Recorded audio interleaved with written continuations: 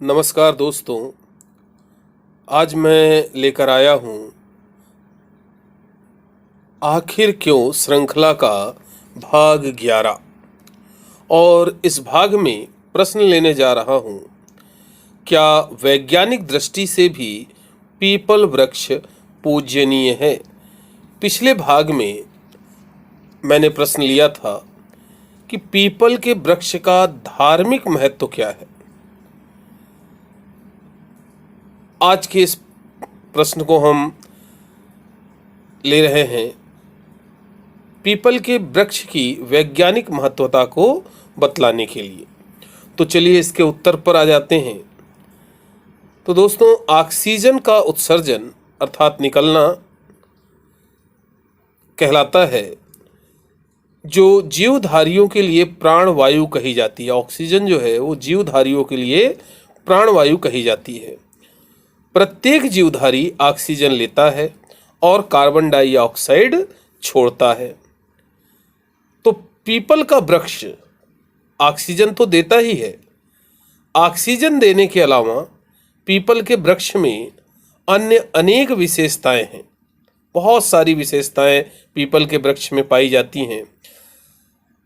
जैसे इसकी छाया सर्दी में उष्णता गर्मी देती है, अर्थात पीपल के वृक्ष की छाया में यदि आप ठंड के दिनों में बैठते हैं जाते हैं तो आपको वहाँ गर्मी महसूस होगी, और यदि गर्मी में जाते हैं और गर्मी में शीतलता देती है। तो गर्मी के दिनों में ठंडी होती है और ठंड के दिनों में इसकी छाया गर्मी का एहसास देती है। इसके अलावा पीपल के पत्तों से स्पर्श करने से वायु में मिले संक्रामक वायरस नष्ट हो जाते हैं। आयुर्वेद के अनुसार इसकी छाल, पत्ते और फल आदि से अनेक प्रकार की रोगनाशक दवाएं बनती हैं। इस तरह वैज्ञानिक दृष्टि से भी पीपल वृक्ष पूजनीय है। ठीक है, तो बहुत सारी विशेषताएं हैं पीपल की। उनमें से कुछ विशेषताएं यहाँ पर हमने आपको बताई। इसमें मुख्य विशेषताएं हैं।